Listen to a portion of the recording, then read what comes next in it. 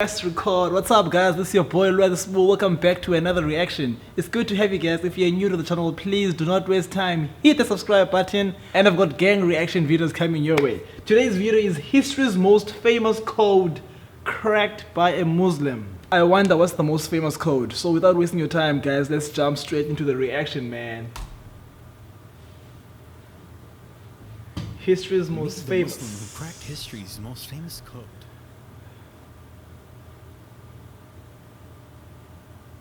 Safe to say that there is no ancient writing system that has captured the attention of anyone who came across it the way Egyptian hieroglyphic writing has. Yep, I believe that.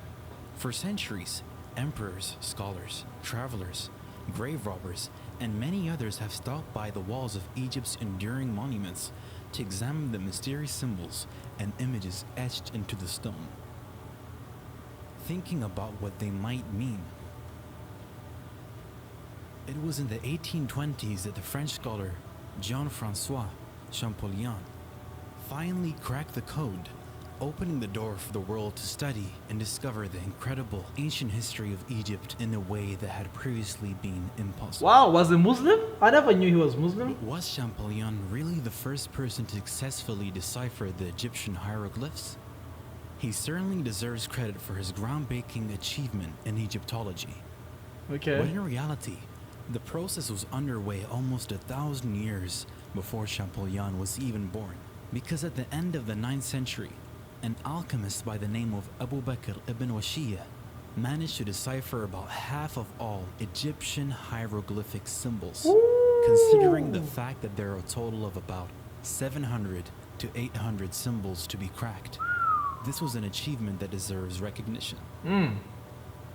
Ibn Washiyya's contribution was first brought to light in 2004 by the London-based Egyptologist Dr. Okasha Al-Dali, a professor at UCL's Institute of Archaeology. Muslims are urged in Quran, almost every other page. There are 15 ayah in Quran which sound very similar to these ones here. All these ayahs encourage Muslims and ties them into looking around them in the universe and study what they see around them. So it's not just a natural curiosity of human beings that encourage Arabs to take interest in ancient Egypt. It is all these ayahs in Quran that entice and encourage Muslims to take closer look and study the world around them, the world of the ancient civilizations, ancient cultures, if only to establish the reasons of this demise and learn the fate and avoid it. If people were whatever wrong they did and they were destroyed as a result, the Muslims should learn the lesson and don't do the same. Al-Dali did extensive research on the study of ancient Egypt in medieval Arab Islamic writing and convincingly argued that not only did Muslims express a deep interest in the study of ancient civilizations, but that they could also correctly decipher Egyptian hieroglyphic script. But who was this Ibn Washiyya? And why was he trying to decipher the hieroglyphs in the first place? The little information we have about his background is hopelessly confusing. He lived in Kufa, Iraq, during the Abbasid period, when the scholarly and scientific movement at the famous House of Wisdom in nearby Baghdad was in full swing. And he was an alchemist, which was probably in the hope of discovering the ancient Egyptians' secrets of alchemy that he was trying to decipher, their mysterious system of writing. He hacked other cryptic alphabets as well, 93 of them. In fact, including alphabets used by the ancient Babylonian, Egyptian, Semitic, Hellenistic, and Hindu civilizations. He published his findings in a text titled Kitab Shawq al-Mustaham, in which he gave a list of hieroglyphic symbols, their meaning, either as sounds or words, and their Arabic equivalent.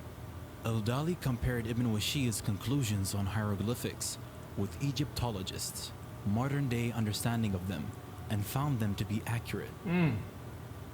The discovery of Ibn Washiyya's contribution opened up the discussion of the role of classical Muslim thinkers in the field of Egyptology, which had been ignored for centuries, partly because of a prevailing Eurocentric emphasis on history, and partly because the relevant manuscripts were scattered and not accounted for, Just a few years after al-Dali's revelations, some historians have already begun to recognize Ibn Washiyya as the first real Egyptologist in history. About a century later, another Muslim, Abu Rayhan al-Biruni, would become the first Indologist in history. Al-Dali emphasized that, because of their prejudices about Islam, Western scholars have been unfair to classical Muslim Egyptologists. Western culture misinterprets Islam because we in the West think teaching of civilizations before the Quran is shunned, which isn't the case, he said. They valued history and assumed Egypt was a land of science and wisdom, and as such they wanted to learn their language to have access to such vast knowledge. In reality, the research in Egyptology that classical Muslims carried out is even more reliable than the research of their contemporaries in pre-modern Christian Europe. Critically, they did not, unlike the West, write history to fit with religious ideas of the time, which makes their accounts more reliable, said Al-Dali. They were also keen on the universality of human history based on the unity of the origin of human beings and the diversity of their appearance and languages. Ibn Washiyya is just one example of the general attitude towards ancient civilizations that Dr. Al-Dali is describing in these statements. Shortly before Ibn Washiyya's time, the famous Abbasid Khalif al-Ma'mun had visited Egypt while on a military campaign and had asked a sage, Ayyub ibn Maslama, to try to translate the fascinating hieroglyphics for him. Ayyub failed, but Ma'mun at least managed to force open the blocked entrance to the Great Pyramid at Giza that tourists still use today. Jabir ibn Hayyan, who was widely considered to be the father of chemistry, was also fascinated by the hieroglyphs and the secrets they may hold regarding his field of research. Similarly, the 9th century Sufi saint Dhahun Nun al-Misri was also deeply interested in the Egyptians' hieroglyphs. The classical historian al-Mas'udi described him as one of those who educate the history of these Egyptian temple ruins. He roamed among them and examined a great quantity of figures and inscriptions. Dhahun Nun al-Misri is said to have eventually deciphered the hieroglyphs, and there may be many other examples just waiting to be discovered.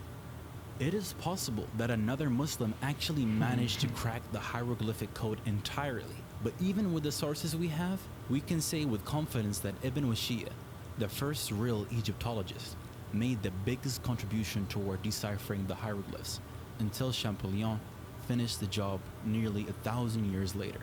Muslims today would benefit immensely from continuing to explore different cultural traditions and historical mysteries with the same spirit and zeal. Wow. Wow. Whoo. Wow. The history of Egypt is so big. Like, the history is just, it's too deep. So I won't go into detail into that. But it's amazing that he managed to crack so much. Imagine if everyone was given a chance, you know? But you know how people claim that their way is the right way, any information you bring, they will always reject it. I'm so proud, man. Like, I'm really proud. I'll leave the link down below, guys. Make sure you subscribe. Make sure you comment down below and tell me what videos you would like me to watch. Thank you for watching, and I'll catch you guys on the next one. And yes, soon I'll be going on vacation. I'll keep trying posting videos though, because I've been very busy lately. But thank you guys for watching, and thank you for staying, and I thank you very much for keeping up with me, man. Let's grow the channel together, and I'll see you guys on the next one. Peace.